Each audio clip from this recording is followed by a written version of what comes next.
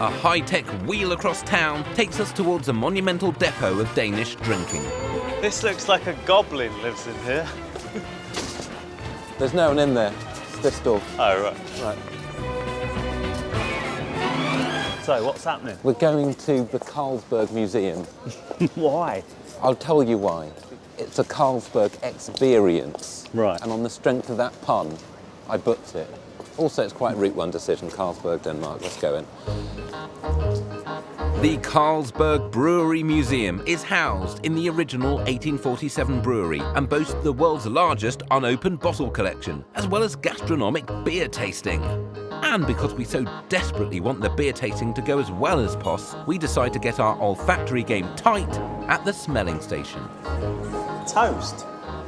Yeah, that's good. That smells like you're having a stroke. Malt. I don't like that one.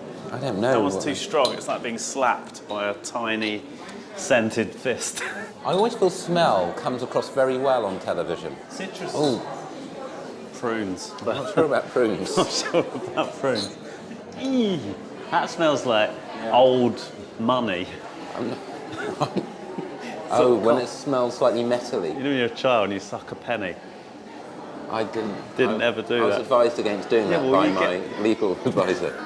Newly knighted nasal ninjas, we move on to the tasting, trembling with anticipation. But dramatically, Anders ups the ante.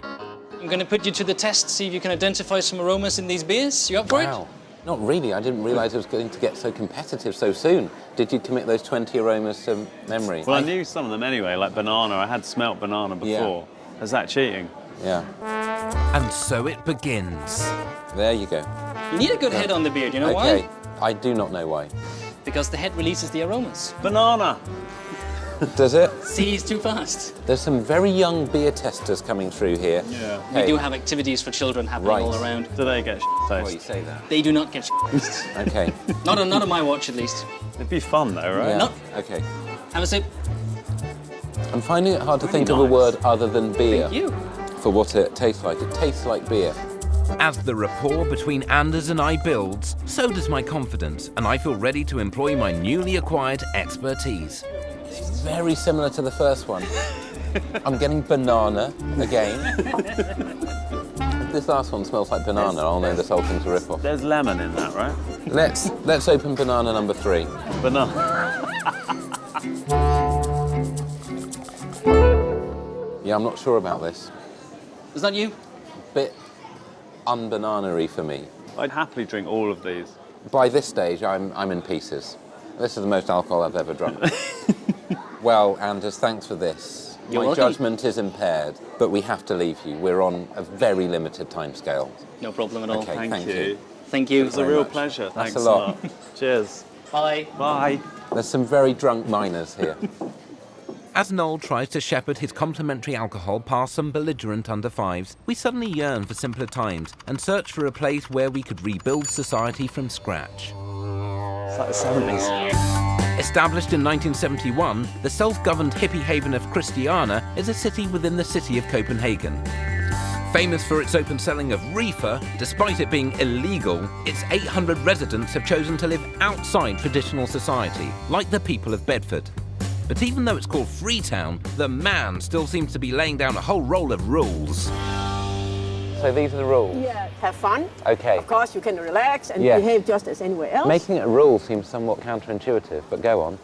Our guide Kirsten, a Christiania veteran, has been pretending to have fun here for 35 years.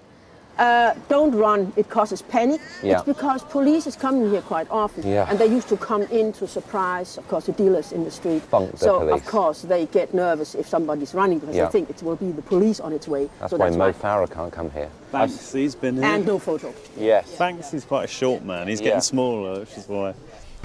Rules don't apply to mavericks, so we set off to see some of Christiana's crazy cribs. And is this a house that someone's built themselves? Yes, yes. Many self-built houses, around 60 of them. Another good thing about Christiania is no cars. No parking cars. in here. It's a good way to keep Jeremy Clarkson out of a community. Yes. A lot of people jogging. Pardon? Jogging. A lot of people jogging. Oh, yeah, oh, yeah. People from Sort of town, they use it much. Slightly because it's goes so against Friday. the no running rule. The dream of the 90s is alive in Christiana. I'm not convinced. No.